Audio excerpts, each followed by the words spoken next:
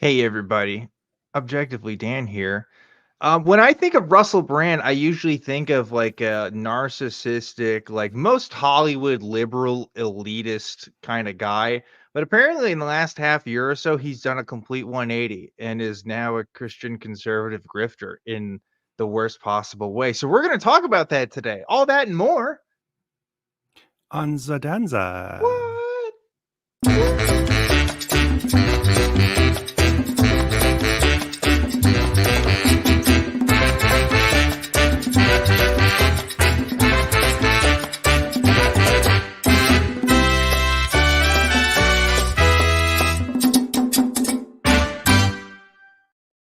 Good evening. Hello. Welcome back, folks. Listen, I gotta get this super chat done right out of the way, out of the gate. Alan Showerman, make baggy cuss. Make baggy cuss. Zod, the people are demanding things. Are we gonna give them are we gonna give the people what they want? All right. Oh, Baggy.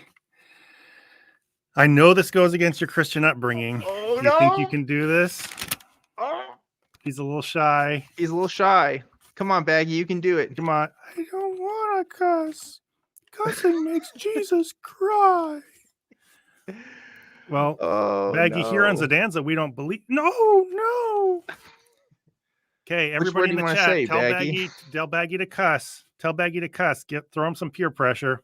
Hey, let's do can we do wait, we can't do polls on this thing. I wish we could do polls. Okay, Baggy, just get this out of the way, okay? You're Yeah. you're holding up the stream. You're holding it up, Baggy. We got Just, stuff just, to do. We got just stuff make to it talk quick. about, Get Baggy. it out of the way. Come on, Okay. Baggy. Peer pressure. What? Did he say it? What's that? Poop. Oh, all right. All right. You'll get there, Baggy. You'll get there. We did it. He said frick. No, he said poop. But Yeah. I like the idea of him saying like frick or heck. You know, that would have been pretty Yeah, good. frick's a little adjacent to that other really bad word, like Mm. the senior king of the bad words. Senior king of the bad words. Somebody's asking, who is Russell Brand in the chat here? Went by too fast. I couldn't see who. Let me tell you about Russell Brand, in case you're not familiar. Again, everything I said in that beginning intro is true. If you were to ask me who Russell Brand was 10 years ago, he was every conservative's idea of like a Hollywood elitist liberal. Like this guy just had all the markings of it, very well groomed, very, put together, but then also would go on these like crazy speeches about stuff. And he's always been like a little nutty. He's always kind of had some moments here and there. I don't know how closely people pay attention to that, but he's always kind of been out there. But now recently, not only has he gone, 180 Christian, but straight up, we're going to watch Russell Brand get baptized today on this, featuring special guest Jordan Peterson and Tucker Carlson as well. Tucker Carlson at the beginning here. So isn't that fun, Zod? Isn't that a good time? Yeah. So are we watching his baptism? Yeah, he's got part of the footage in that video. Yeah. Oh, the one where he just talks about it. Well, yeah, okay, yeah, that's true. I guess he doesn't actually show footage of it in that YouTube video, huh? It's just him kind of talking about it. Yeah, the stuff where he prays with Jordan Peterson and all, it seems kind of boring. And then there's the one where he's in his whitey tighty standing in a lake or something gross like that. That's true. There is that. But there's a I need to find that picture. There's a picture of Russell Brand giving a big old hug to Jordan Peterson. And I just can't imagine being that close with the man. It's quite incredible. Here it is. I'm gonna share a screen here. Hold on. Look at this amazing picture here. Okay. This is like, imagine being this close to JP. You know what I mean? Like, and first of all, he's got the Riddler outfit on too in this one, which is great. He's doing the whole half sides of the. What is his thing with his clothes? I mean, everyone's commented on that, but what did I think after like he left? It didn't open in the new tab here. I think maybe after he left academia, right, and became a right-wing podcaster, grifter type, he just got a lot of money, and just realized he was really into fashion, and just never got the opportunity to pursue it before on a Canadian professor salary. So he's just like, exploring Yeah, a I little wouldn't want to hug him either. I'm pretty sure he's moist and smells like pungent cheese. bit. Yeah. I mean, I don't know. Especially if you look at him on a stream just getting really riled up. Yeah. Also, It, he's a bad person, and I don't care for that part of it either. No, he's not a good person. But Russell Brand, I need to emphasize, is not a good person either. Okay. A lot of people have made stinks about him having mental illness, right? Being bipolar and stuff. And yeah, there's definitely some sympathy that you can be had here. But also, he has said some outrageous, outlandish stuff. Can I share a quote with you? Oh, please um, do. this one is on his IMDb page. Here it is. It says, quote, "It would have been convenient to be gay just because of the grooming, the narcissism, stuff like that. But I have this kind of roaring heterosexuality, traditional uncomplicated heterosexuality, an almost cliched Robin Asquith thing. People have always said, 'Are you gay?' I've had a lot of that, but it's just not in me. I really like women a lot. I'm repulsed by men sexually." which is which is like I don't know, that's just a very funny thing to say. That's a lot of like gross old man energy there. Really, right? Like you wouldn't expect that from him.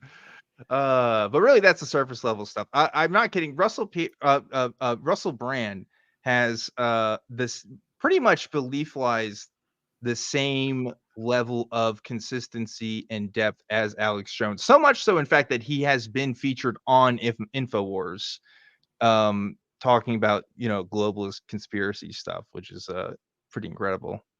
Shivers has a question. Didn't he blow a guy in a bathroom and brag about it on TV? I haven't heard about Did that. he? I haven't heard of that either.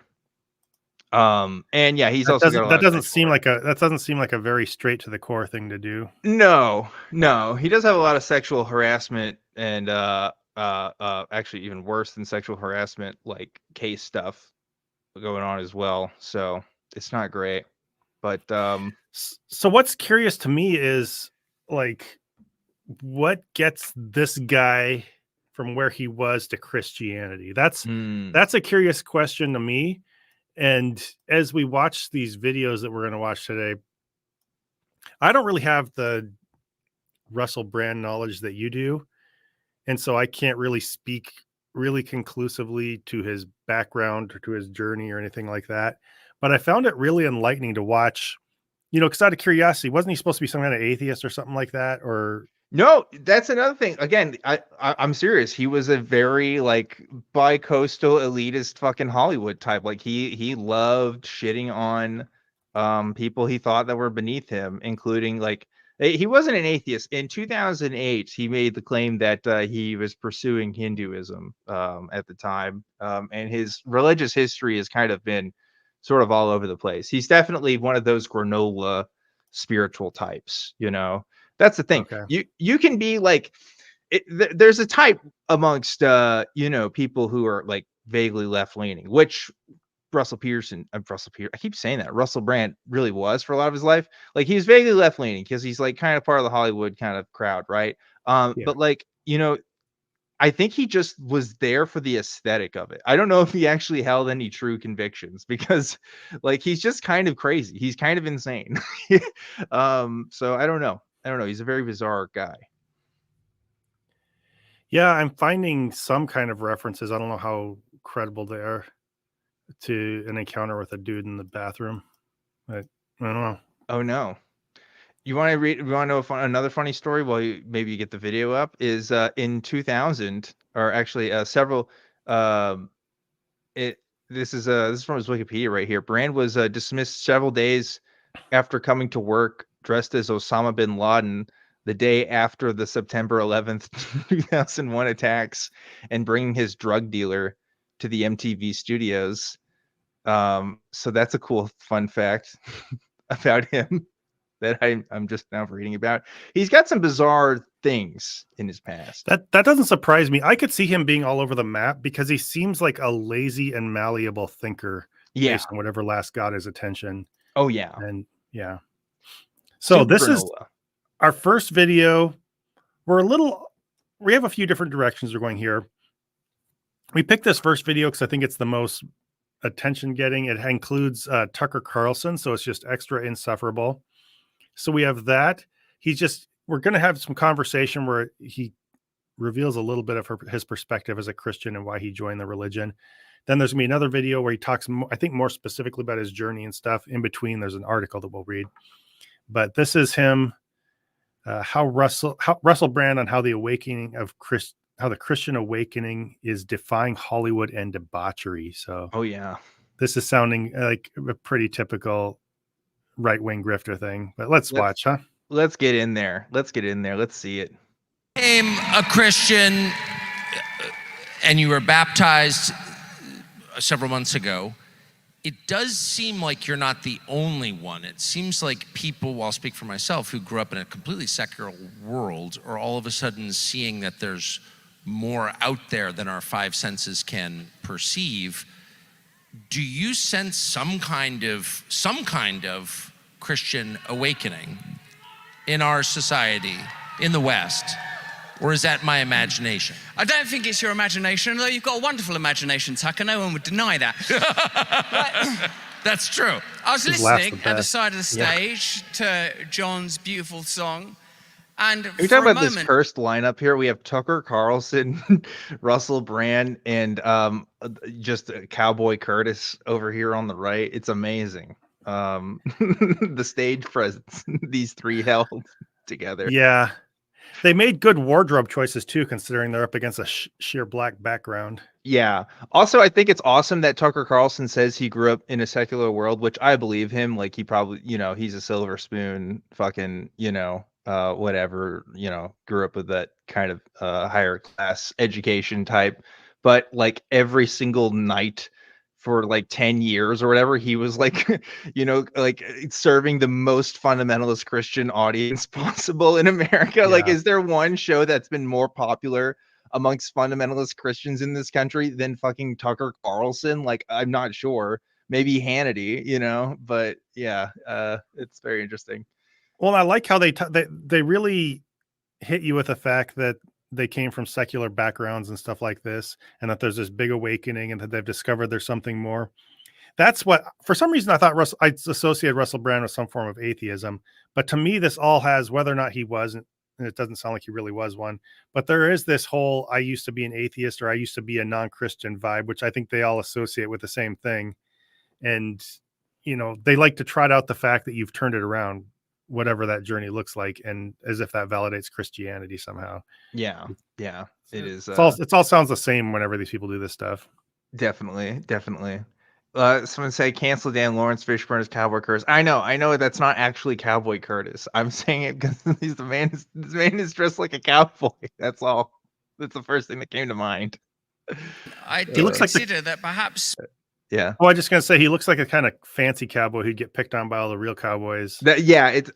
Listen. I will say this as a man who has grown up in Texas, especially in San Antonio. When I was in college, I would go to two-step and stuff on Thursday nights. It was a college night because that's how you meet people and stuff. And you do see a lot of fancily dressed gentlemen that can dance better than you ever seen. Zod, let me tell you, they may have never rustled any cows, but boy, do they know how to move those feet. Okay. So, it's just part of the culture. It's a thing. He for sure owns a refurbished old F-150. Oh, dude, 100%. You're so right. He's probably, I don't know. He's probably guest starred on some sort of home renovation show.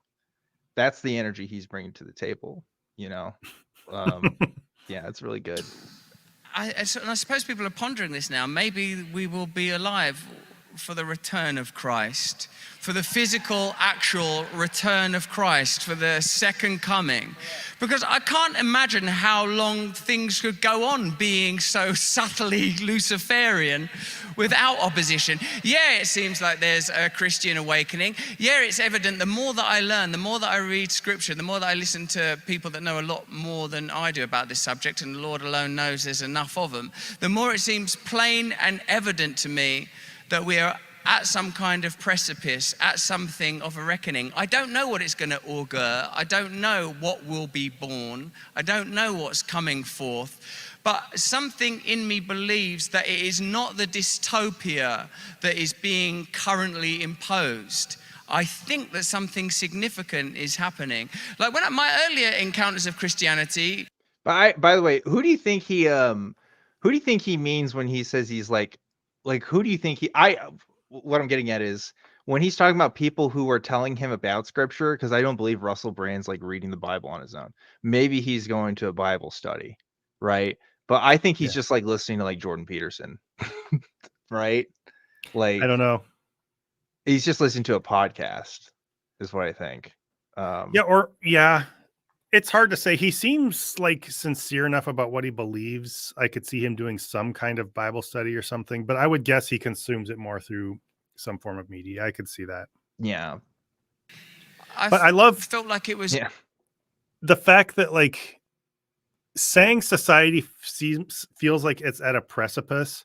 That's like the most Christian thing to always say. Right. Like Christians always feel like society's right at a precipice. Everything's vaguely Luciferian. Like, yeah, congratulations on becoming the most basic Christian ever. You've had quite a journey, I'm sure.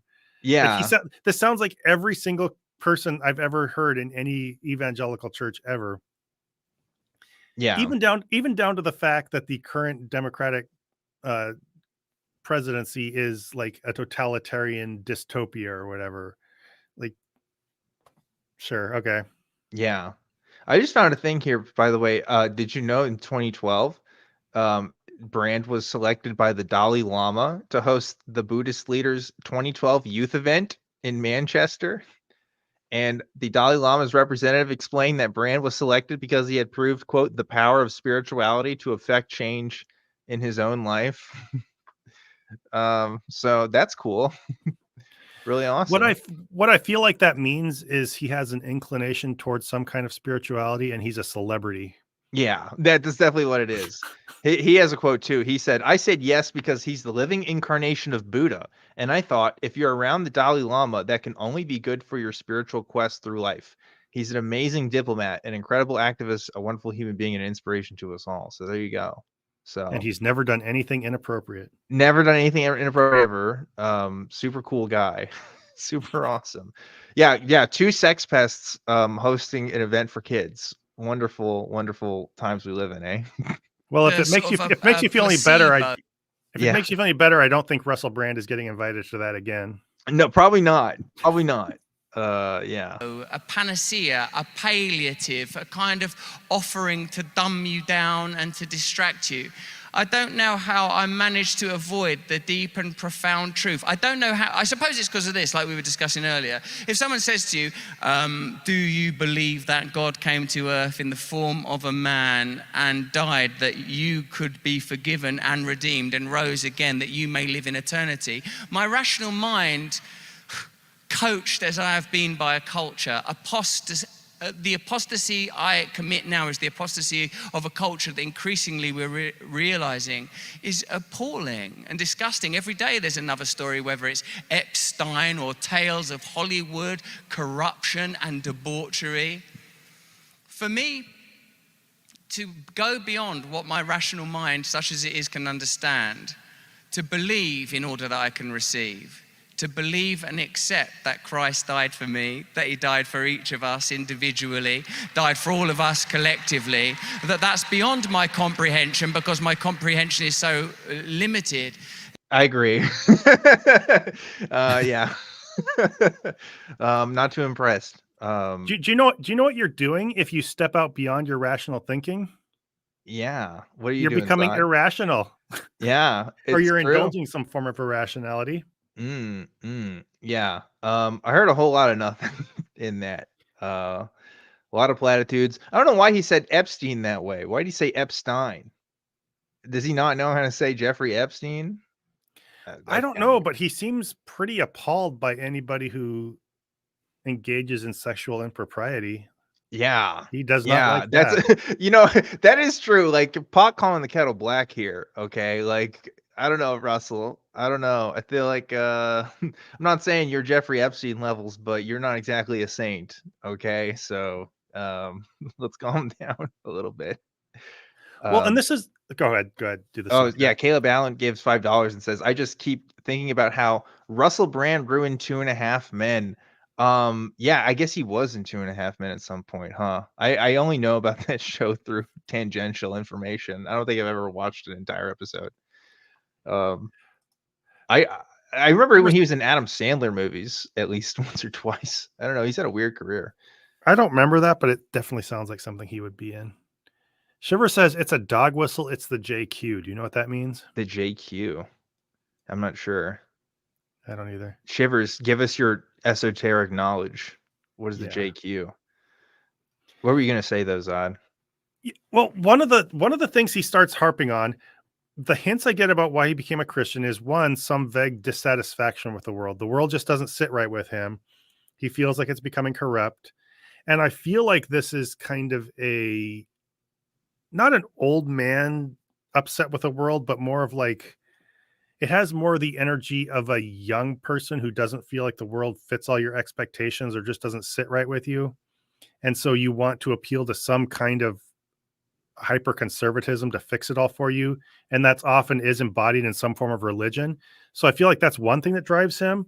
And then hand in hand with that is this whole sense that there's something beyond your senses or this appeal to something that you just can't understand.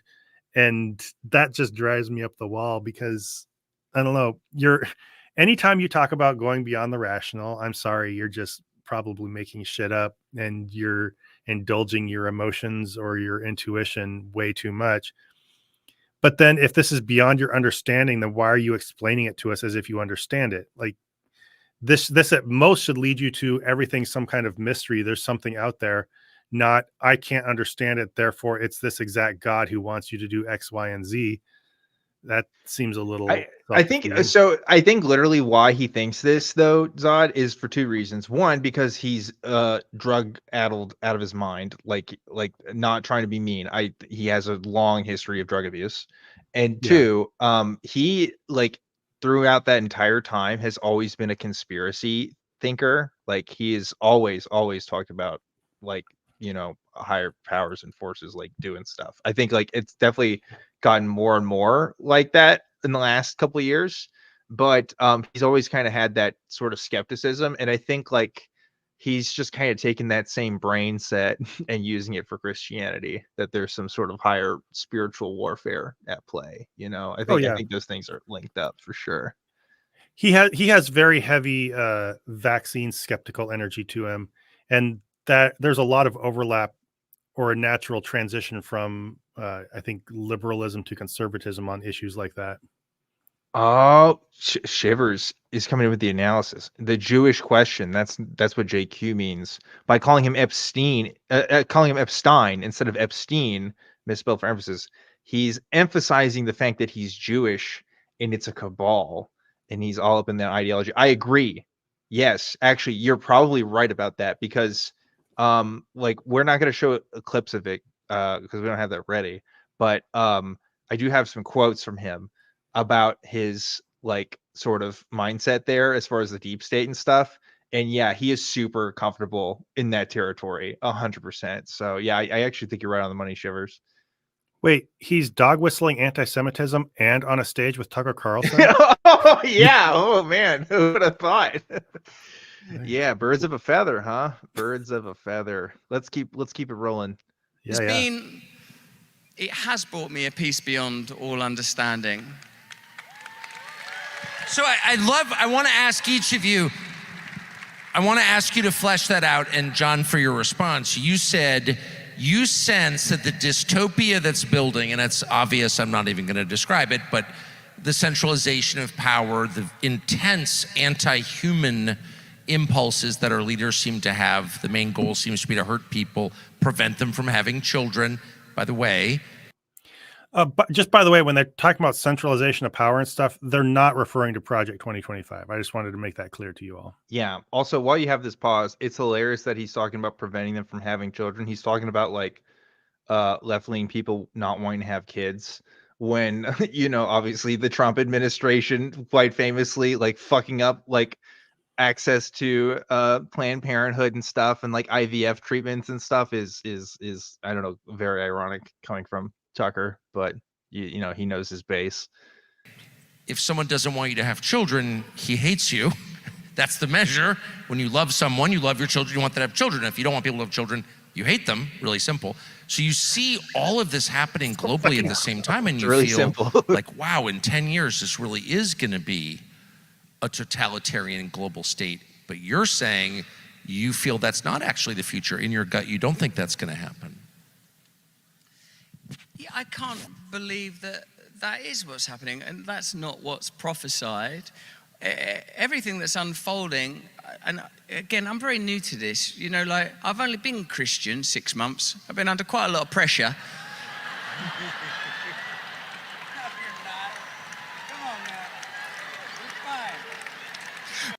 See, it doesn't seem to me like he's under pressure at all.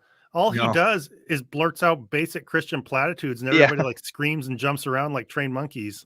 Like, it's like, why do you feel like you're under pressure for expressing your deeply held beliefs, right? Like, is the pressure because you feel like you're going to say something that other people find controversial? Because you've had no problems doing that for like 20 years, right? So like, what's the deal here? Is it just because maybe because you don't know what the fuck you're talking about? Like, yeah, I think maybe that's for it.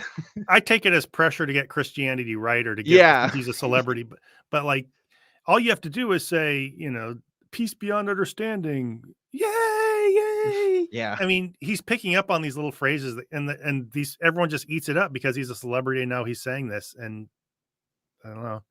Yeah. Curious Nerd Kid had just said something that sums up something I was thinking. If I don't get to force you to give birth, it means you're taking away my children. Right. That's like, really, who is telling people they can't have kids? Yeah. It's just because other people choose not to, they're making you not have kids. And by the way, this strange reasoning to that means you hate me. Loving people means you want them to have kids. I think Elon Musk like directly implanted that idea into Tucker Carlson's brain. I feel like before Elon Musk, nobody was really talking about this idea of like, oh, we need to have like more kids. Like, obviously, like that sentiment's been around in conservative circles, but I think it really hit the mainstream after Elon Musk started ranting about it, you know, and Tucker was like right in on that. But them apostles hadn't been doing it long, had they, John? They were out there getting amongst it, spreading the good word, trying to save the world. And for me, it's very much the Christianity of Revelation, not the Romans 13 that tells you to obey the government. I don't know who slipped that in there. I'm very much. Okay, sorry. He says that, by the way, because he's anti-deep state. But yeah. But this is the most modern evangelical MAGA thing. Like, he's literally coming out and says, well, the Bible says that, but I don't know what, and everyone laughs. Like, you're not supposed to just say, well, the Bible is stupid, and you know, in this one passage, I don't know who slipped that in there. That's not very Christian. No. Yeah. Anyway. He's getting his toes wet in this grift, Zod. You know, he's only been doing it for 6 months now. So, but the crowd loved it. Yeah, it's because he's British and charming. You know, I think also it speaks something to this specific crowd. I think as the church becomes more MAGA adjacent, it's kind of like when we said before, all those a lot of Christians said that things Jesus said were too woke or too whatever. Remember that? Yeah. And I feel like this is the same thing. They don't like that, or they don't feel like it applies to them. And so he says, fuck this part of the Bible. Who stuck that in there? And they all cheer.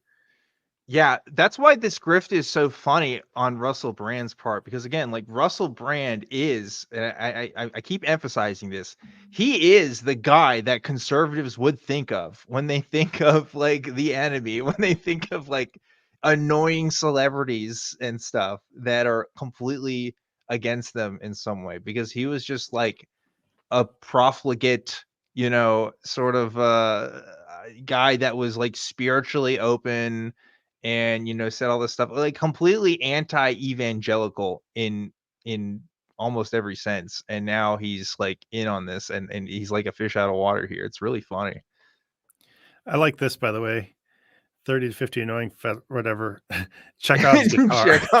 Yeah. Totally Chekhov's guitar. That's a good point. You know, they're gonna do some worship service with that guitar afterwards. It's gotta happen, right? Could you imagine Tucker Carlson in church being worshipful? That'd be awesome. It just Imagine feels being next weird. to him. Imagine sharing a hymn book with Tucker Carlson.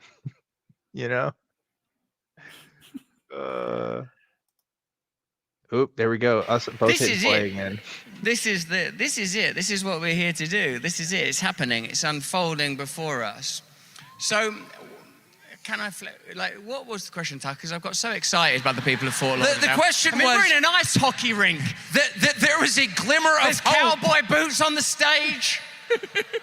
How are we to make sense of this? You're wearing gingham as usual. I only have one shirt, and I wear it every day, and I'm really happy with it. I wear it fishing, shooting, sitting on stage. It's the all-purpose shirt. Highly recommended. No, we spend our lives, you and I, John has a much more decent life, but we spend our lives describing everything that's terrible and where this is going. And you offered a glimmer of hope, and you said, I can't imagine that there isn't victory. Well, yeah, I mean, this is what I'm saying. Something so profound and unusual has happened to me. After, I've spent my life hedonistically.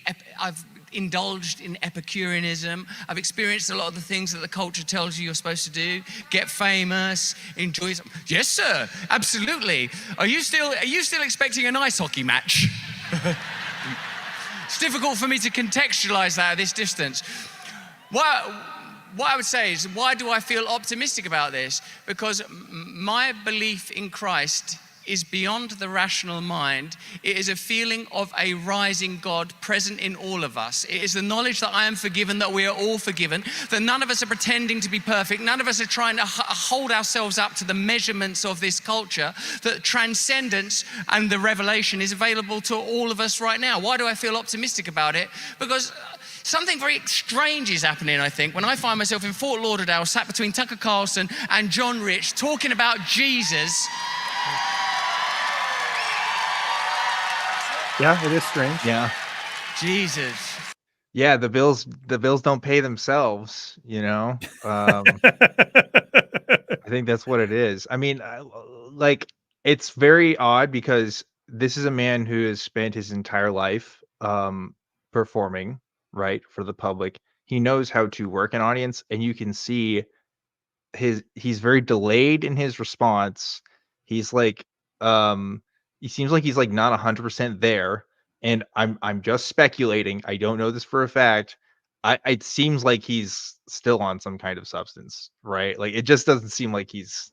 I mean, maybe this is just how he is now, but something tells me he's not sober in this. I think he's high on right? the power of the Holy Spirit. Maybe he's high on the power of the Holy Spirit. A lot of people speculated that he's like going through a manic episode, like he kind of like Kanye, and it's hard to openly speculate about public person's mental health, right? Because obviously, I don't know Russell Brand. I can't speak to him about like knowing him personally, right? But like, I'm not gonna say like that's not a possibility. It seems kind of there, so I don't know. Yeah, and the sad thing about this, I think there's a few elements to what he's going through right now. Number one, I think Christianity appeals to some of his conspiracy thinking and some of his biases and his desire for order. I think also it kind of leads him down that path a little bit more. Yeah. But then right now, what's really sad about this is if somebody has some kind of either mental issues or they're coming off drugs or something where they're not quite right, they're having some weird manic obsession with something new, like a religion or turning over a new leaf or something like that. The way they're praised for every little thing they say and every step of it, this isn't helping them at all. No, they're being set on a reward cycle for what is probably a weird sudden burst of enthusiasm born out of I don't know what, but it probably is connected to a manic episode of some form or another. And I don't know. It's and it's again, sad to watch. it's one thing somebody finding God and that helps them in some sort of way. I mean, you can make a case for that. Like, he's just like still has all those other really shitty beliefs, and we'll talk about that in a bit if you don't believe me. And also, like, he has still not exactly been absolved of a lot of things he's allegedly done. So this whole, oh, I'm a Christian now. I feel like there's a cynical part of me that's like, this is kind of a cover for shit that might come out even later about stuff that's happened, right? In court cases and things like that. So it's hard not to think about that. Shiver said it's honestly that high you get when you worship. He was kicking drugs and found a new high, and that is a big thing. There's a lot of traffic from drug use to Christianity and from Christianity to drug use, at least charismatic forms of Christianity where it gets an emotional high in you. And between just the high of whatever worshipful experience he has and of the feedback from the audience, that is kind of a replacement for whatever he was chasing before. Yeah. Yeah. And it's weird that that these people on stage are enabling this. Like, I get it, it's a man, he's a grown man, he's talking about his own experiences, right? So, like, what can you say?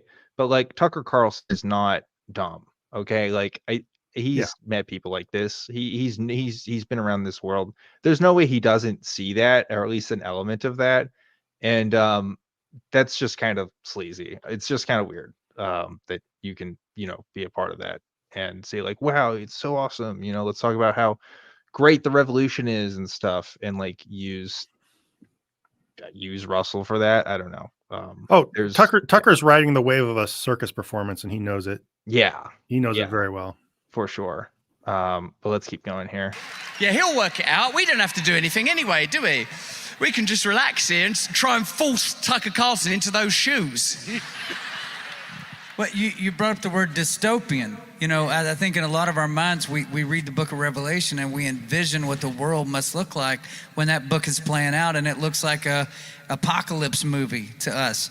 But it won't look like that. It does not say that. It says, back to Noah, as it was in the days of Noah, so shall it be at the end times. And it says, in the days of Noah, they were eating and drinking and marrying and giving in marriage. They were going on with regular life. The world was not falling apart. It was just wicked. And Noah was living in the middle of that. So it's not going to look like some apocalypse movie before he comes back. It's going to be, they're not going to like us very much. Anybody that won't submit or bend to the will of this empire that's going to come up there, I think we're watching being built right now, they're not going to like us very much, but it's not going to. Yeah, they're not going to like the new empire that we're building. No, I think he's saying it is a new empire, and they expect conformity, and they're not going to like us because we're trying to break the mold or whatever. Yeah, no, that's exactly what I think he's saying. I think he's saying, yeah, we're going to become the new imperialists, and the colonies that we're colonizing are not going to like our rule. Like, yeah, probably not. Well, isn't this by definition a dystopia? Like, he's saying, I don't think it's going to be a dystopia. It's just going to be that there's this empire that takes over and controls everybody and expects you all to conform, and they're not going to like us. It's like, that's kind of a dystopia, I think. Yeah. Obviously, Christian nationalism is the worst kind of dystopia, but from the colonizer perspective, it's great. If you're a white dude, you're king of the crop in this, especially if you're a rich white dude like these guys. So I think we're hearing different things from them. I'm hearing him say that the world is going to get really bad, and like this oppressive government's going to try to control it. No, let's go back. Let's see what he's saying here. And drinking and marrying and giving. A lot of our minds, we read the book of Revelation and we envision what the world must look like when that book is playing out, and it looks like a apocalypse movie to us. But it won't look like that. It does not say that. It says, back to Noah, as it was in the days of Noah, so shall it be at the end times. And it says, in the days of Noah, they were eating and drinking and marrying and giving in marriage. They were going on with regular life. The world was not falling apart. It was just wicked. And Noah was living in the middle of that. So it's not going to look like some apocalypse movie before he comes back. It's going to be, they're not going to like us very much. Anybody that won't submit or bend to the will of this empire that's going to come up there, I think we're watching being built right now, they're not going to like us very much, but it's not going to look like some apocalypse movie. Isn't that interesting? Yeah. And the truth is, and I'll stop, but the Lord wins. He wins in the end. You're right. I thought he was referencing them talking about the build, like the uprising of like Christianity that's happening. I thought he was referencing that, but I think maybe you're right, actually. His language is ambiguous, but it seems pretty clear to me that he's talking about like the current administration and things like them. The typical Christian talk about, one world government and all this kind of stuff. Yeah, I thought he was saying that like they're not going to like us, or they're not going to like us because they're not going to bend the knee to the Lord. But on that second reading, I think he was saying the opposite. I think he's saying they're not going to like us because we're not going to bend the knee to them. I think. But when I listen for it with your read in mind, his language is ambiguous enough that it creates confusion. But I do think that's what he's talking about. Yeah, I want to point out this comment here. Kat King said, "I can hardly believe how instrumental Brand was in my journey from fundy evangelical homeschool cult to atheist leftism." I'm so curious how that works, because I remember like him being super lefty. I remember him like saying, I'm pretty sure he was like anti-Israel. I'm pretty sure he said some stuff like that. Like I think he's been fairly outspoken in that, and I want to say he's been critical of fundamentalism too. I can't remember any specifics off the top of my head. I'd have to look that up, but like I feel like that was like kind of a part of his shtick for a while too. So I wonder if that's what you mean when he talked about that kind of stuff.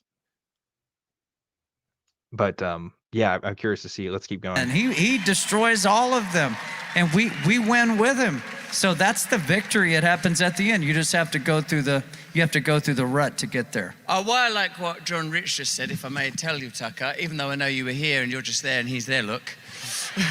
It's like that. What I liked is John Rich was describing worldliness, mundanity, banality. And what I'm experiencing is the kind of banalization and he always likes to say things in groups of like 3 synonyms. That's weird. Yeah, that's he does follow the rule of threes, doesn't he? Desacralization of everything. You're right. It isn't like sort of some roaring and demonic hellscape. It's a sort of crushing ordinariness. It's a crushing mundanity. It's the crushing of the spirit, that your life is sort of trite and rote. And here you are, devour your gruel and stare at your sticky screen endlessly. Why is it's not even that dramatic or barbaric. You're right. It's the mechanical tedium of a global bureaucracy that sees everything as data, that would patent seeds, that would patent life itself, that would see ovaries as little more than a resource. All things mundial, literally of the world. Worldliness, the flesh, and the devil are the opponents that we must be aware of, John. You're right. And it is the tediousness, I suppose, that we must oppose through his glory, and perhaps through these shirts and those little booties.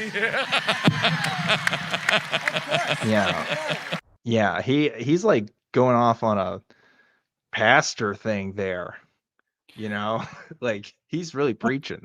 What that really sounds like to me is he's just really dissatisfied with life. Like I don't think the world is necessarily that tedious.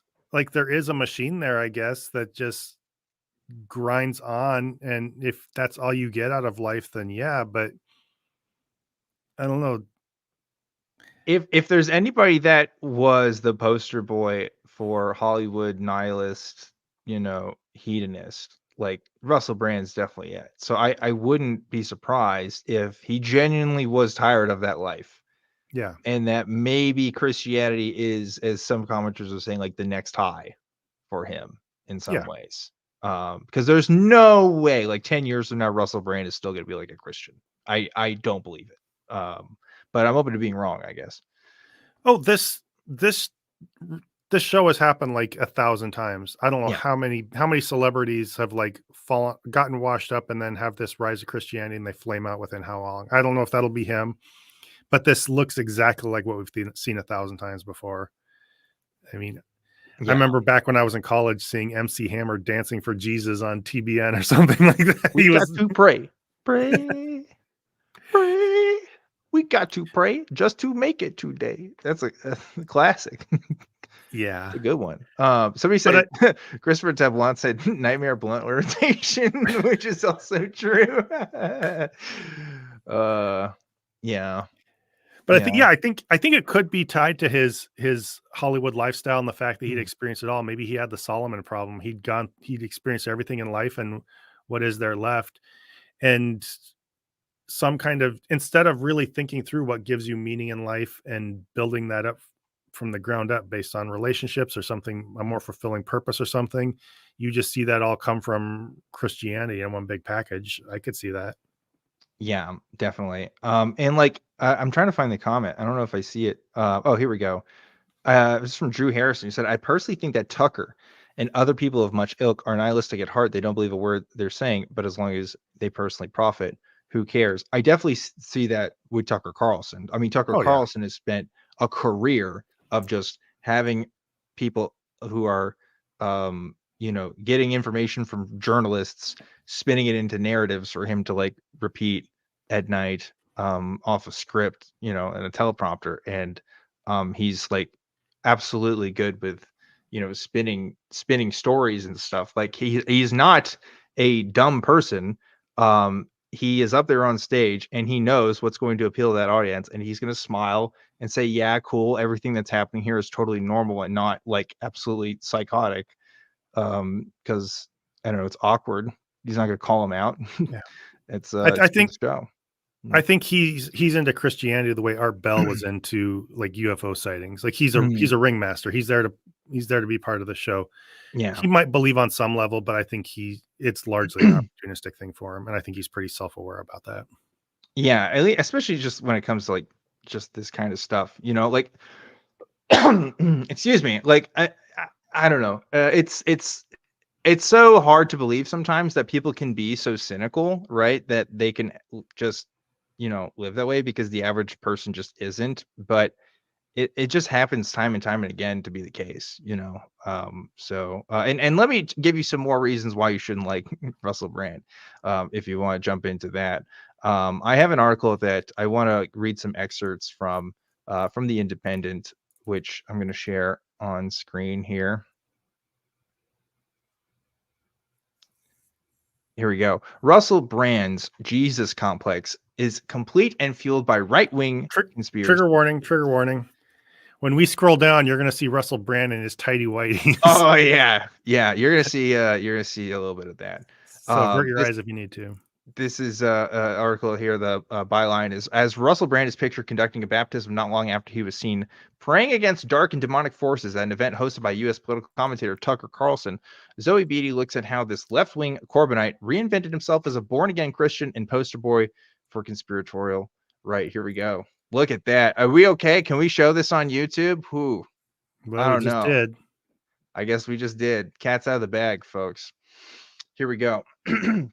Russell Brand is undergoing a transformation. So far, he's had a few over the years. He's been a comedian, a host, a disgraced radio DJ, an actor, and a YouTuber. Back in the day when he was Katy Perry's husband, he was into Hinduism. And before that, he dabbled in being Hare Krishna. Quote, I'm a spiritual gent, and increasingly, that's the level I want to vibrate on. Were it not for my crazed lust for sex and glamour, he said of himself in 2008. Last year, a Channel 4 investigation alleged he's a rapist and a sexual and emotional abuser, after 4 women came forward to accuse him. He denied the allegations. Now Brand's a reborn Christian and a deep state pandemic conspiracist. What a paragraph. Couple paragraphs there. But not great. Thoughts? No. Okay, I'll keep going. Yeah, I think this is where we see the overlap between Christians and culture warriors, and I think his desire for some kind of culture war cause or conspiracy theory or something like that has a lot to do with his journey to Christianity. Oh yes. Continue with the article.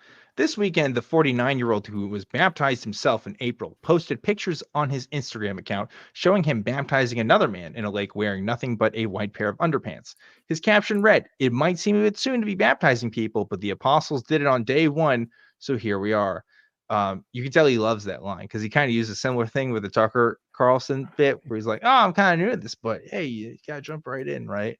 The Bible surely wouldn't depict anything foolish. So let's copy whatever happened. It's like the one thing where you can be like, "Hey, I'm new to this, but so I may not know what I'm talking about, but hey, so were these guys, so were the apostles." It followed an earlier video posted on YouTube in which he quoted from the Bible, doubling down on his reinvention as a staunch Trump supporter in July when he nestled up to MAGA heavyweights at the Republican National Convention in Milwaukee. It wasn't completely out of the blue. The 49-year-old had already endorsed the presidential candidate on his podcast, Stay Free with Russell Brand. "If you care about freedom, I don't know how you could do anything other than vote for Donald Trump for precisely the reasons that they claim that you can't," he said in his typical rambling style. I gotta say, I fucking hate being a podcaster. And it is exactly because of people like Russell fucking Brand with dumb podcast names like Stay Free with Russell Brand. Okay. They're ruining it for all of us. How can we continue to do this? Yeah. We're besmirching the good name of podcasters everywhere. Just kidding. Podcasting does have a certain association with it, doesn't it? It does. I'm so embarrassed. I'm embarrassed. There are a lot of very progressive ones and a lot of interesting ones, but I feel like the biggest ones are like, weird shit. Like, of course, the biggest one of all, what's his name? The Fear Factor guy. Joe Rogan. Yeah, Joe Rogan. That's right. I like how your association with Joe Rogan is still the Fear Factor guy. That's awesome.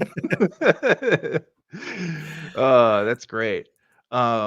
So continuing here, still his appearance at the RNC was surprising, and Brand wasn't the only revelatory attendee. American model and TV personality Amber Rose also took the stage alongside Eric Trump, Mike Pompeo, and Hulk Hogan to proclaim that quote, "the media had lied to us." Quote, "I'm here to tell you, no matter your political background, that the best chance we have to give our babies a better life is to elect Donald Trump, President of the United States," she said in her speech.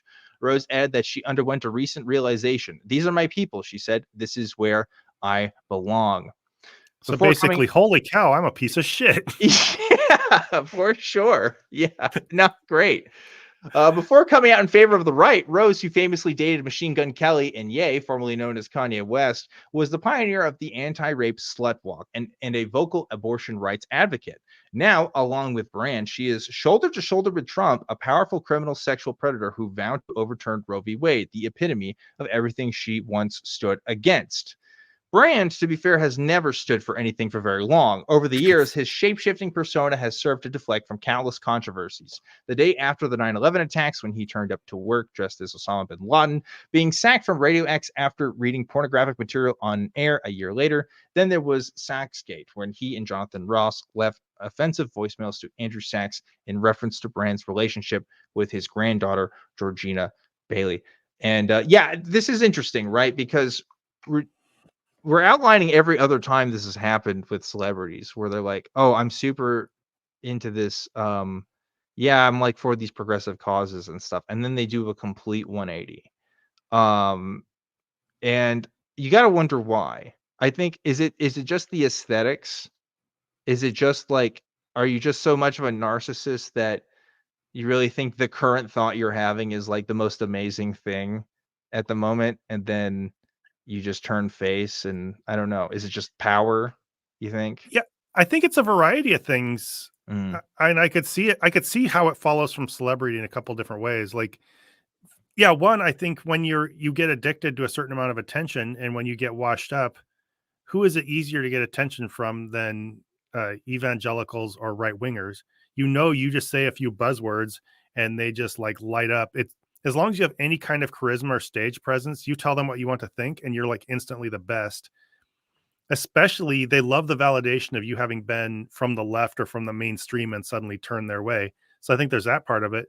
But then it could also be, like you said, they've lived this hedonistic lifestyle, or they've lived a lifestyle of excess, and some kind of, if that suddenly becomes dissatisfying to them, some form of religion or something that provides them an artificial sense of order, that becomes really appealing. So yeah, there are a couple strands there. I think there are a few different ways it could go, but I could see how you go from celebrity to this kind of thing. Yeah. Also, this article does mention the 9/11 thing. I don't know why I didn't catch that the first time I read that. That's interesting because I must have skipped over that. But like one through line that's interesting too is that Kanye is also known, has a known bipolar, diagnosis. And again, like it's if you've ever cared about somebody that has that struggles with a bipolar disorder, you know how hard it is because sometimes they have behaviors and you want to be fair to them as much as possible. And it's really hard to just be like, hey, I think, this is because of like, that, right? Because it's not a comfortable thing to talk about. But at the same time, you have that diagnosis for a reason, right? So like, again, you're openly speculating about strangers, right? But these are strangers who have a public record, unfortunately. So it's just hard not to bring that into an analysis. I'm no cold case detective. I'm no cold case detective. But I think I could diagnose people's psychology from a distance. Well, I'm not the one who diagnosed it, to be fair. He's somebody else diagnosed it. But it makes sense, right? I don't know. Maybe it's not fair for me to bring up. But I'll keep going here. Then last year, it seems Brand's capacity for mainstream redemption met its match when 4 women, one of whom says Brand groomed and assaulted her at age 16, whom he called the child, came forward to accuse him of sexually assaulting and raping him. Brand's defense became conspiracy. Is there another agenda at play? He asked on his YouTube channel in anticipation of the allegations surfacing. It was Elon Musk and Andrew Tate who came out in support of him. If Elon Musk and Andrew Tate are coming out in support of me for anything, chat, I want you to shoot me. I'm probably too far gone. Do you understand? It's too late for me. It's over. Just take me out back, old Yeller style, please. Sparrow the sissy. Oh yes, the mysterious agenda of women who don't want to be abused. Yeah. If allegations come out against you, I don't know, suggesting it's a big conspiracy or, oh yeah, we see what they're up to, maybe not the best tack to take. No, it's not. Also, why I don't know the context of this, of why he called this person the child, but that is very strange. It doesn't help. Does not help. Want to keep going here? It's up to you if you think this is, whether you want to get more to this or have more time for the other video. I think a few more paragraphs here, just because it's going to get some context to the conspiracy part here, right? So by then, Brand had... hang on 1 second.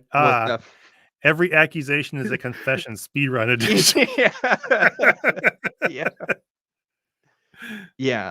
So I'm pointing out, being bipolar doesn't mean they're manic all the time. Absolutely, 100%. Yeah, 100%.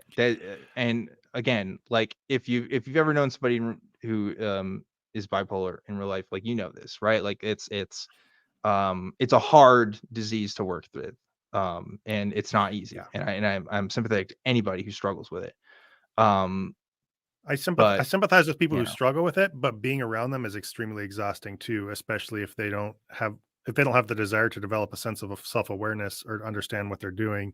Mm-hmm. But that comes with taking medication and stuff too, right? Like being consistent with that, like that's the kind of stuff that helps, right? Because like you can't, like you if you're bipolar, right? Like it's not like you can take a pill and that makes it go away. You can take medication to help with that, obviously, but it's not going to cure you. And even being consistent with medication is more difficult if you struggle with that, right? So there's a lot to say about that, but I do want to continue with this part because I think this next part's really key here. By then, Brand had already laid the foundations for his new identity, a rich breeding ground of conspiracy theory, casting deep skepticism of the media. To those who followed him, the allegations were easily explained. Criticize the drug companies, question the war in Ukraine, and you can be pretty sure this is going to happen, Tucker Carlson wrote in support of Brand. Brand had indeed questioned the war in Ukraine, along with COVID, vaccines, and institutional lying. from the mainstream media on his YouTube channel, which he turned to when mainstream media stopped employing him. From 2021, the former comedian began posting videos like "The Great Reset is happening" in all caps, and "The Great Reset is not a conspiracy," racking up millions of views.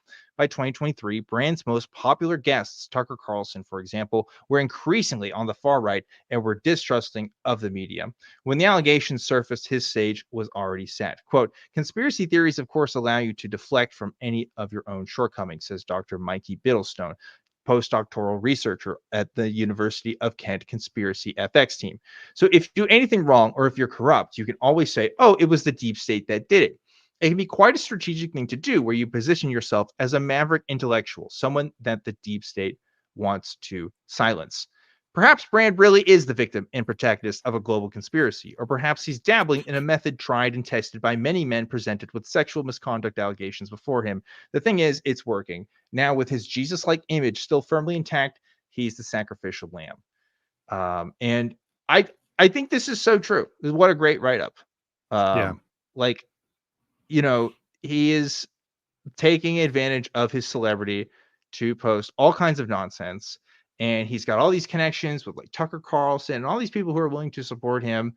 When this is obviously somebody that in any other context we wouldn't want support for. But he's saying all the right things, right? And I don't know, that's what happens with this stuff. This smells a little bit like part of the reason there are so many Christians in prisons. Like, when there's accusations or even a conviction brought to you, you're going to fare a lot better if you're a very sincere or very devout appearing Christian. And maybe he knows this is just a good way to get on people's good sides. And I don't know whether whatever ends up coming of it, he's going to be better off being the very sincere, devout Christian versus the nihilistic, hedonistic celebrity. Yeah. Also, like, part of me, I don't think this is it, but part of me just, it'd be almost funny to think that like this guy saw MAGA coming and he's like, holy shit, I really need to switch sides. yeah. I think Russell Brand is the kind of person that likes to hear himself talk. I think he likes being the smartest guy in the room and likes having all eyes on him. And I think that means even completely switching arcs, right? And just like doing a 180 on this stuff, if it means having all eyes on him and being a part of people's minds. I don't know. So Yeah. it's like the failing wrestler who takes a heel turn. Yeah. Like he's definitely always been smarmy about whatever he does, and he's still doing it today with Christianity, which is really funny. And he'll be especially smarmy in this next video, which I think we should get to now. I just want to bring up one thing. Is it always a con though? Couldn't some prison conversions be done out of desperation? I would say I didn't intend to imply that they were like always a conscious con, but I think there tends to be some sincerity behind it. Shit. But I think it's easy to subconsciously or consciously, I don't know, you get into it's more like a feedback loop than anything. I think you can convince yourself of things and just know that it's better to lead yourself in a certain direction. I think some people do it purely pragmatically, and some people, I don't know, you can get swept up in emotion and also recognize the feedback you get for it and that it benefits you. So I don't know. It's more complicated than, I'm just going to pretend to be a Christian so I get on parole or something. Yeah, I don't know. I can't. I don't know him. Like I said, I can't speak to his brain. But he has spoken out previously about things that he considers injustices, and it's hard to tell how true he was to those convictions. Like, if you're really that sincere about your convictions, you should be able to explain your reasoning why you don't hold those things anymore. And at least from what I've seen, I haven't seen a convincing case for Russell as to why he's doing that. So I'm left to assume, and the things that I'm assuming are not great, right? Yeah.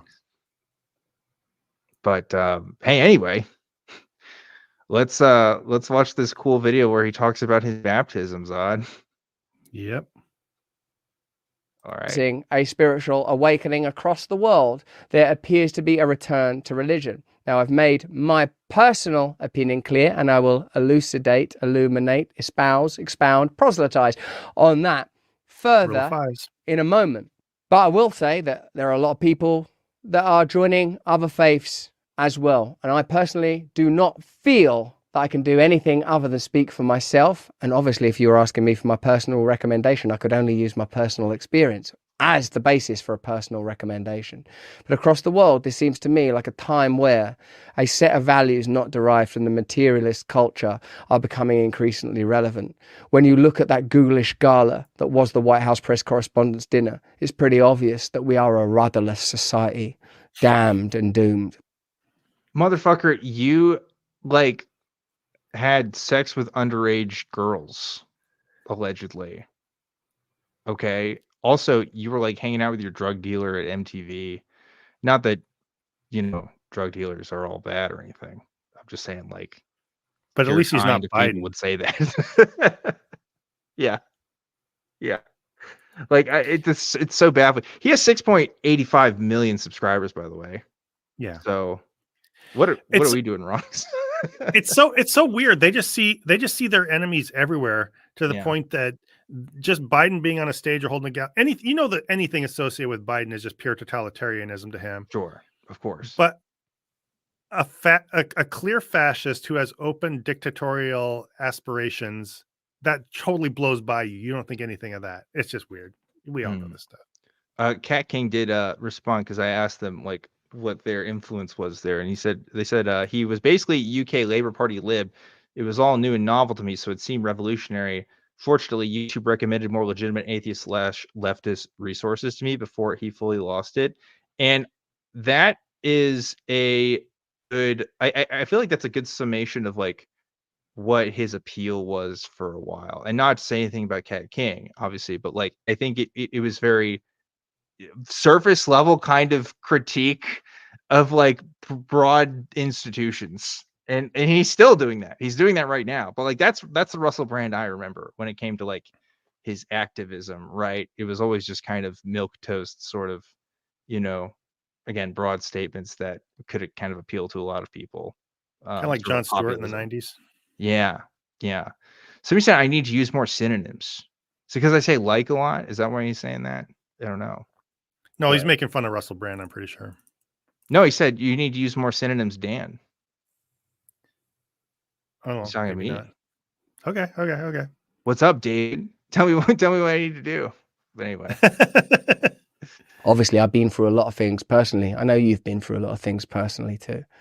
But for me, I've reached the point where the figure, the personage, the presence of Christ became overwhelming. Yeah. If I were a Christian, I would not like that fade through. No. That seems a little self-aggrandizing. Right. Also, that looks like AI, right? That's totally AI. Like he's totally imposing Jesus over himself. For me, I've reached the point where the figure, the personage, the presence of Christ became overwhelming, unavoidable, welcome, necessary. Like, suffering is not fun, is it? You know what it is to suffer, right? You know what it is to lose people. You know what it is to be attacked. You know what it is to be persecuted. You know what it is to sometimes feel the actual presence of evil in your life. Where do you turn to? Where do you turn to in those moments? Well, a lot of people across the where I tend to turn is like introspection about my emotional state of mind and my intuition. That's what I do when I feel an evil presence in the abstract. Maybe he reacts differently. It seems like, and this is true with his conversation with Tucker Carlson, he relates to his Christianity a lot through his feelings. Which is interesting, to say the least. That's literally everything about his journey. He has this unsettled feeling about the world, this dissatisfaction with his lifestyle, a sense of peace that passes. This is all purely misunderstood intuition and emotion. And this is the kind of train wreck you go on when you don't stop and try to understand what those feelings are. Yeah. Maybe process your emotional, work on your emotional intelligence a little. Sorry. Yeah. Well, are turning to religion. Were you struck by the stories about Bishop Marmari Emmanuel? He's returned to work after surviving stabbing. This is from Avi Yemeni. A little post on him returning and indeed still saying that he is against censorship. There's been some reports on me. By the way, I don't know what this guy's deal is, but if you're A dressed little post on him returning and we'll indeed still saying, if you're standing in front of a pulpit and you're pointing your finger like that, you're not saying good stuff. Okay, I don't know what it was, but the vibe check is bad. Okay, so I'm not saying it was worth getting stabbed over, but it's not a good look. Also, I mean, that might have been a really serious injury to his eye, and maybe I shouldn't make fun of it, but that looks like an eye version of Trump's ear thing. It does look like an eye version of Trump's ear thing. That is such a good observation. You're right. David Hepworth commented, "Sorry for the confusion and derailing the conversation, Dan. Just making a joke about Russell's overuse of synonyms." Okay, I was confused. I thought you were saying I didn't say synonyms enough, but I told you. that makes me. You're right. You're right. I should have listened to you. That's my problem. I don't. I'm begone to the world. I'm real secular hedonist, and I don't listen to. You need to understand that there are things beyond your understanding, your sense Right. of rationality. You're absolutely right. You're absolutely right. Let's keep going. That he is against censorship. There's been some reports on me getting baptized. Now, obviously, someone like me who's for a long time was associated with, I don't know, a decadent, hedonistic Hollywood lifestyle. Maybe a move like this. I mean, you tell me what you think about it. A lot of people maybe are surprised by it, think it is surprising. A lot of people, like David Icke, has said that, that he has some problem with me turning. Have a look. Candace Owens converts to Roman Catholicism, as has Ava Vladingerbrook and Jordan Peterson's wife, Tammy Peterson, who I know, and who's a lovely woman. Well, yeah, if if your red flags haven't gotten off yet, you don't know who David Icke is. Like reptilian conspiracy theories. You ever heard about? Oh yeah, reptiles run the government. That's David Icke. Okay, he literally like invented that shit. He's that guy. Okay, so just so we're aware of who our sources are here. Yeah. Well, Brand is just basically giving us a list of all the bad people and telling us that he's rubbing shoulders with them. Yeah. He loves it. Yeah. He's bragging about it. He's like, oh, I love all these lovely guy, We should have given everybody bad person bingo cards. Yeah. Yeah. If you're quoting David Icke unironically, you're gone. That's it. I feel like that's a point of no return. More like David Icke. Yeah. We joke, but David Icke has literally filled out stadium seats with his stuff.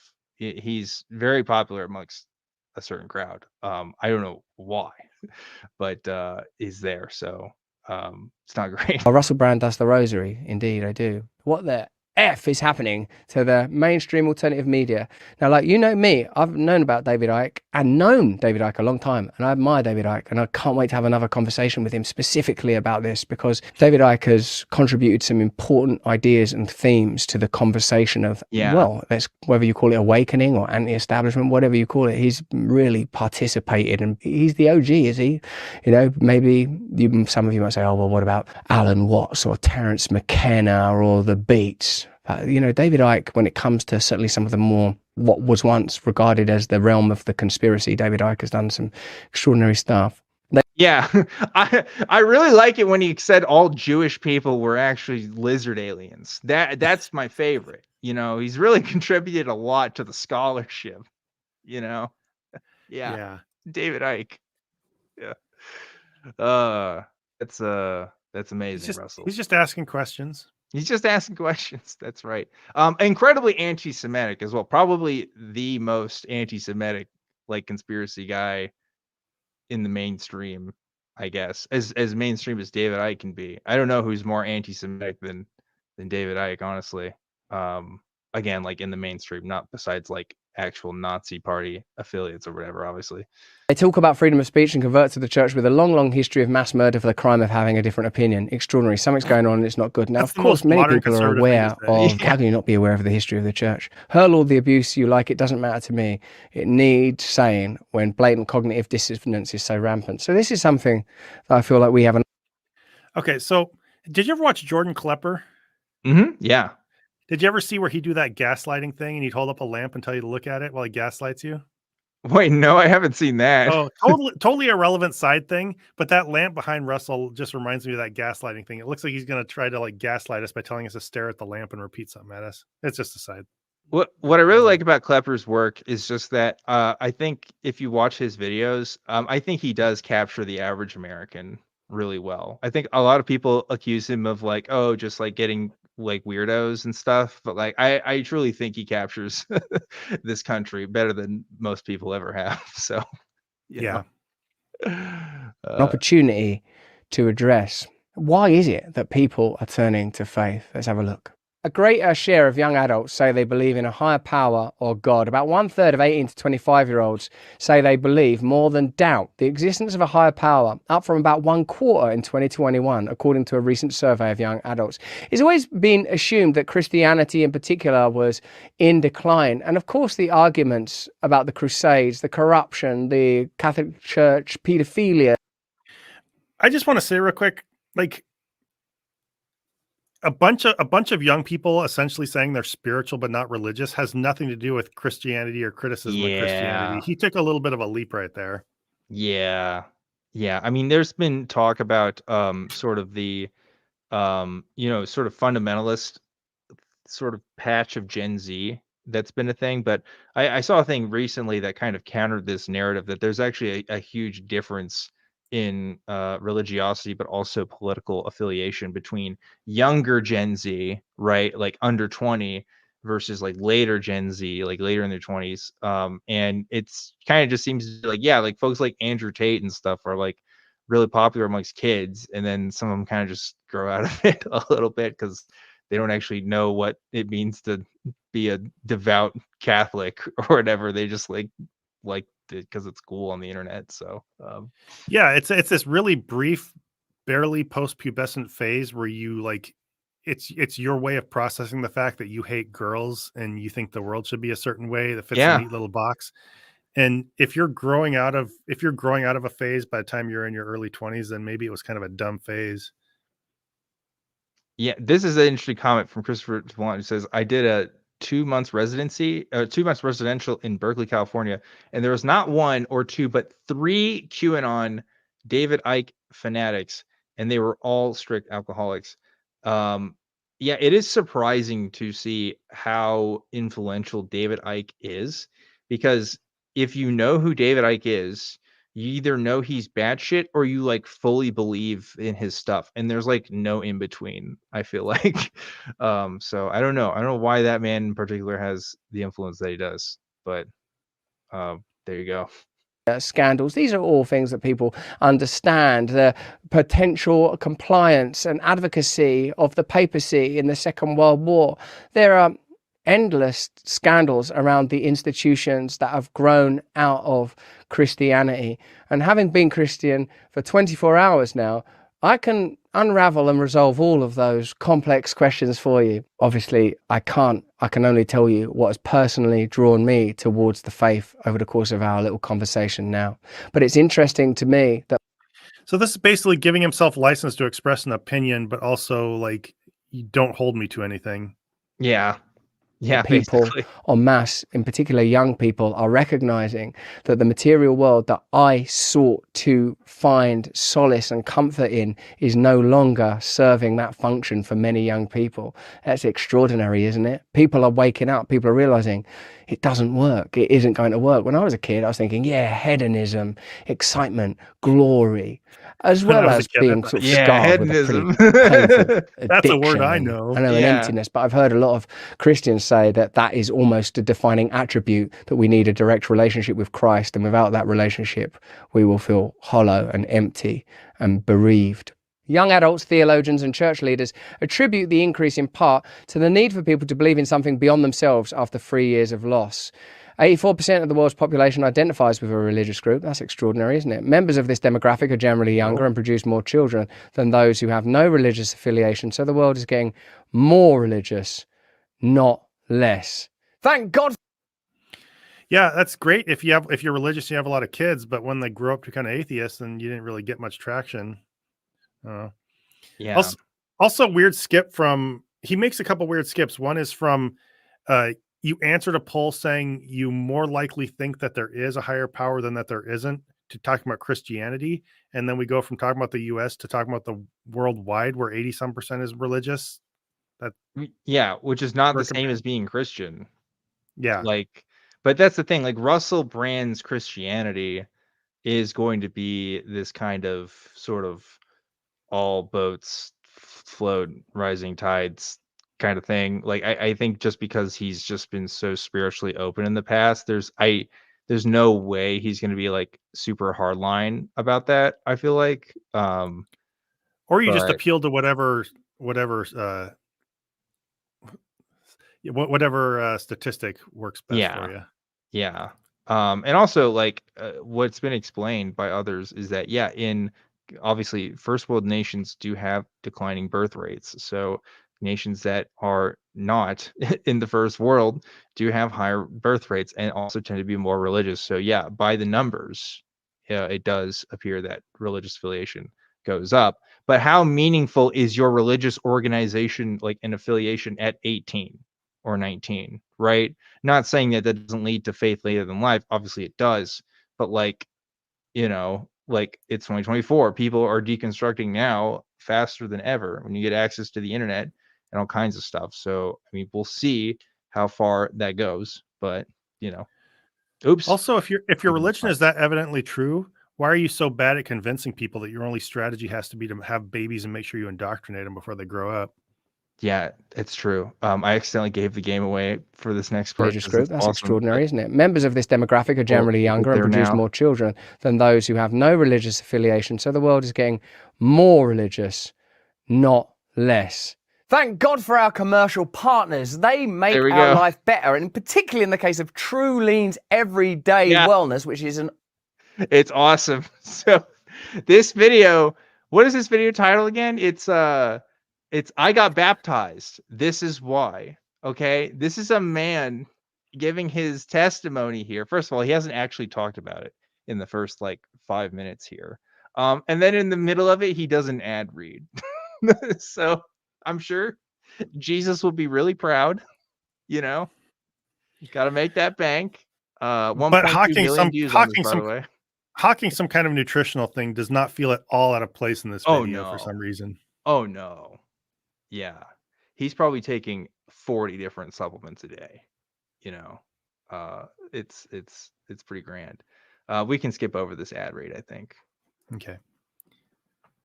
Let's see. Yeah, get your shakes. Oh yeah. Get your wellness shot going, baby. So dumb. Let's get back to the content.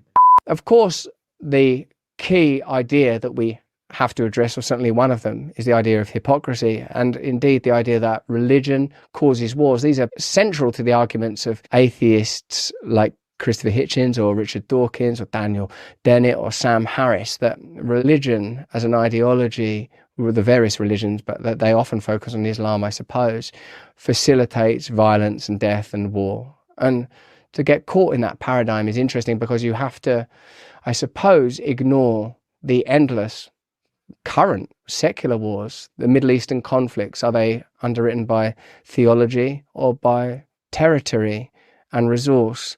The war between Ukraine and Russia, is this ideological, or is it military and economic and territory?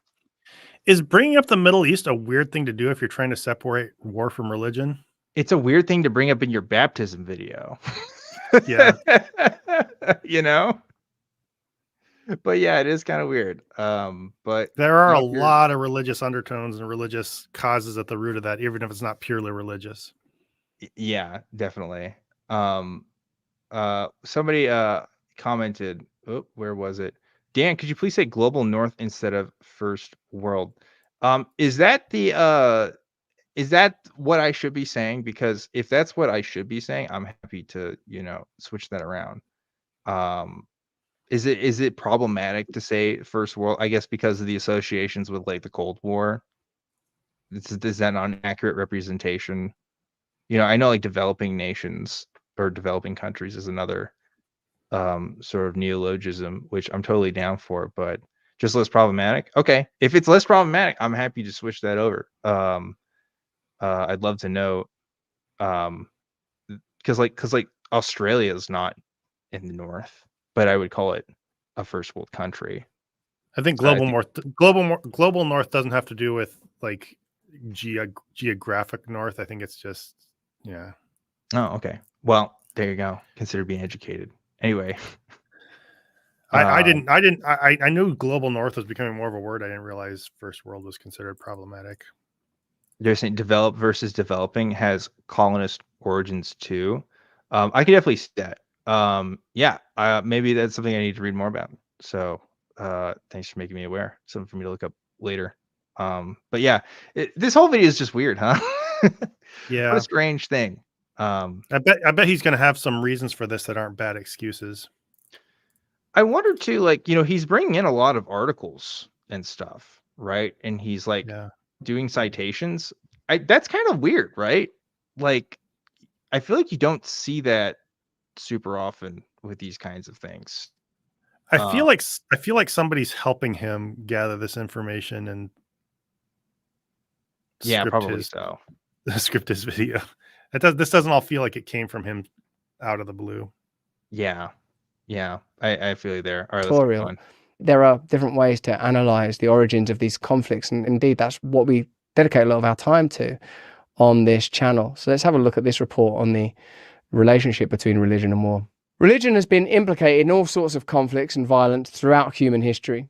There is blood on the hands of the faithful, and no avoiding the fact that in the service of the wrong people, religion can be a force of great harm. This includes Christianity. If we consider the sins of the Christian past, critics have plenty to work with: witch hunts, the Crusades, Christian support of slavery. But the picture is much more complex than is often implied. Take the Inquisition. Dinner party guests are likely to nod in agreement when someone mentions the millions killed at the hands of the church, but historians now suggest around 5,000 to 6,000 over a 350-year period. That's hardly any deaths. That's less than 18 a year. One a year. We only killed 6,000 people, you guys. We're not that bad. Okay, come on. Well, we're jumping between topics again. I feel like like is the 6,000 deaths, is that just purely the Inquisition, right? Based on, I don't know the context of this article, but just reading what it says on screen, it says at the hands of the church, but historians now suggest 5,000 to 6,000 over a 350-year period. So I'm assuming that means the entirety of the Crusades. But those numbers match up pretty close to the Inquisition, I think, from what I'm looking at. I guess it would be the Inquisition. That makes more sense than the Crusades, because like way more people died in the Crusades. Because it goes, take the Inquisitions. These hypothetical dinner guests are likely not in agreement when people talk about 5,000 to 6,000 people are not all killed by Christianity. Like the 1,000 Years' War is like way more than that in and of itself. This is there. I feel like this is a really disingenuous shell game, and I don't really care for that at all. They're definitely trying to minimize the number of deaths caused by Christianity. And when you go from holding, obviously Stalin's bad, let's put that out there. But when you go from like tallying Stalin's death count to include everything that includes starvation, whether it was by mismanagement or purposefully withholding food, but Christianity, you only narrow it down to something as specific as the Inquisition, you're just playing games. Yeah, and like I think this this kind of literalism about Christianity really rubs me the wrong way when like people try to analyze this, because there's a lot of smart people who will be like, well, hey, like if we take what the Bible literally says about loving your enemies and blah blah blah, hey, this doesn't mean that it was actually religiously motivated. This is against what the Christianity says, so we can't call it religiously motivated. But the fact is, the religion is not just what the Bible says, right? The religion is what the culture says, right? It is the zeitgeist, right? And Christianity is absolutely, absolutely a justification for events like the Crusades that happened. Like the Pope literally was giving people the divine mandate to retake Jerusalem, which was at the time, sacked by the Muslims, right? And so the Inquisition, same deal, right? It gave people a mandate to hunt and hurt people. And just because they didn't kill everybody, by the way, doesn't mean that it wasn't shitty to live under a colonialist, occupation, right? Or even amongst those that weren't in colonies, right? Even under like Spanish rule, there's people in the country that still suffer from this stuff. So yeah, it's just I agree with you. It's an incomplete sort of analysis. But well, did you know that the people who were confessed after they were tortured didn't technically die? oh yeah, that's true, Yeah. because they got So eternal life. we got to wrap up. We're at the kind of end of our time here. But Yeah. one thing about this I want to say that really bugs me, aside from fudging on the numbers, is what's ultimately the goal? Is it like, number one, to get directly to religion specifically cause this war, and also other things can cause a war, and make it into a big blame game? Are we here to tally up points, or are we here to get to the bottom of what causes wars and other conflicts and other like social ills and try to fix that?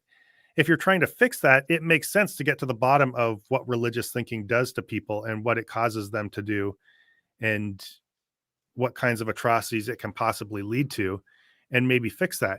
If religion only causes us, I don't know, if there's religious causes to wars and everything, and there are secular causes, don't you still want to get to the bottom of the religious causes and see what kinds of imprecise thinking can do to people? Yeah. And I don't know, that really rubs me the wrong way, because religion causes all kinds of conflicts between and within the same religion for reasons that you can't resolve religious differences with anything other than one person complying or with violence, because there's no actual knowledge behind it. And there's something I think a little tricky in how they phrase their thing too. It says there's blood in the hands of the faithful, and no avoiding the fact that in the service of the wrong people, religion can be a force of great harm.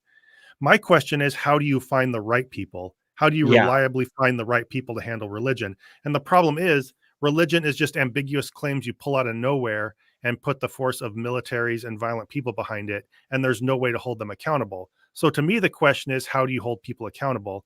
And I Right. want to hold all us secular people accountable to the same rules. So yeah, if Stalin went and killed millions of people, well, we have certain secular values that we want to hold him accountable according to.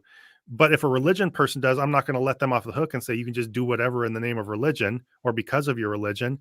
You need to come be accountable for all these same things. And that means we're not going to start wars or basically set any kind of social policy based on all this nonsense you pull out of thin air that you can't prove to anybody.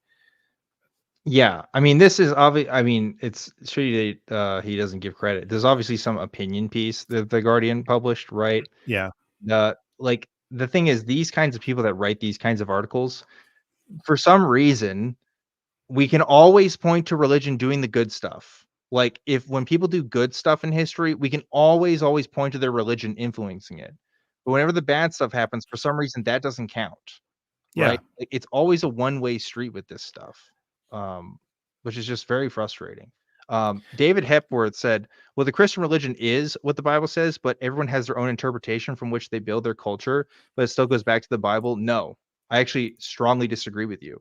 Christianity is older than the Bible, right? The Bible is a product of Christianity, right? Specifically, the Christianity that comes from the organized religion that Christianity ends up becoming. Remember, there's other books besides the Bible, right? The books that are found that don't include the canon of the Bible that were representations of the Christian culture. They would call it, the Christians might call it heresy, but it's still an influence and an outcropping of the culture. So the Bible, yes, influences Christianity, but the Bible is never just Christianity. Christianity is never just what's found in the Bible. I think that's a uh a fallacy in thinking. I think that's what Christians want you to believe, But the truth is, I think it's always whatever the zeitgeist is. Christianity is whatever it is in its cultural context, which is different today than it was 2,000 years ago.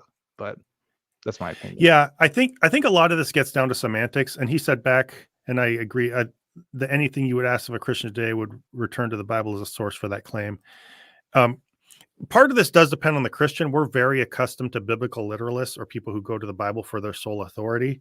Yeah. And so I can see the thinking behind that is supposed to be the source of Christian doctrine. But the reality is, whether or not you're a biblical literalist, and we tend to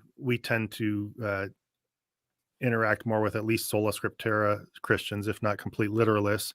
So I can understand that thinking. But whether or not, whatever practice of Christianity is in the air around us or in our society is largely a product of the society, whether they're interpreting Christianity or just coming up with it on their own. And David, I know you don't see the Bible as this divinely inspired. I think we're talking in terms of how Christians view it. But yeah, it's God is ultimately whoever is in your head. That's really what it comes to. And then people come up with an amalgamation of that defines what Christian culture believes. And I don't know. Yeah. Basically, the point of that is wherever it comes from, it's not reliable information, and it's just throwing darts blindfolded. And all I'm saying is take off the blindfold. I don't care about your tally of who killed who or how many Christians actually died. If somebody's throwing darts blindfolded, I want you to take the blindfold off and look at where you're throwing. I don't think that's too much to ask. Yeah, I agree. But you're right. This is about all the time that we got for today. So I suppose we can wrap things up here, folks. Thanks for watching. Remember to like, subscribe, and comment below. Tell us what you liked, what you didn't like. I enjoyed talking with you guys, reading your comments, and I don't know, looking at Russell Brand. At first we were like, I think I was like hesitant because I don't know, who cares, right? He's just some celebrity guy. The story is much weirder the longer you look at it with Russell Brand. And yet at the same time, he also represents a lot of people's thinking today. So I don't know. I thought it was worth looking at. What'd you think? Yeah. I thought it was interesting. I tried setting. I just discovered there's background music options available. So what the hell are you doing the mood there? What's going on? This is our closing mood music. Ooh, okay. Anyway, I thought it was interesting to look at. There's that typical celebrity finding Christianity publicly thing, whatever that is, however much they actually internalize it versus it's a publicity move. And then there's also that convergence of conspiratorial or I don't know, general dissatisfaction with society that I think drives a lot of conversions. I think his experience is very much like the 12-year-old boy who doesn't like girls and feels like society's not quite right. And some podcaster really appealed to them. And I think that really that's the energy I get from his conversion. And it's, I see also just a lot of the convergence between Christianity and being a right-wing culture warrior. Yeah. I wonder your theory of like maybe somebody just got a bunch of articles for him to read and they filmed for a bit and then they cut it together and made content out of that. That seems to be like the most likely thing for me to see what's going on there. But yeah, it's weird. Like again, that's 1.2 million views on this video. He is an influence on people for sure. So well, you ready for my final thought before I wrap up? Yeah, final thoughts. Here's my final thought. Oops, wrong one. Here's my final thought.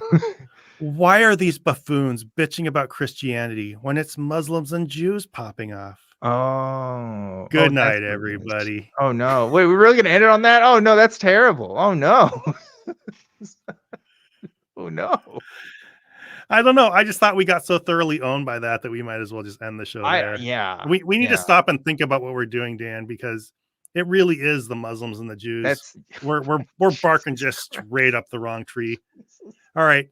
Dan and I are going to stop and think about what we've done and what this show is all about. And I think next week there either won't be another show or we'll be talking about something else because this is all just nonsense. So Good night, Yeah, everybody. yeah, good night. Jesus. Voy a cantar esta canción con mucho cariño de mi corazón a la República Dominicana, la casa del merengue y la casa de la bachata. Voy a cantar esta canción con mucho cariño de mi corazón a la República Dominicana, la casa del merengue y la casa de la bachata. La, la, la, la, la, la, la casa del merengue. La, la, la, la, la, la, la, y la casa de la bachata.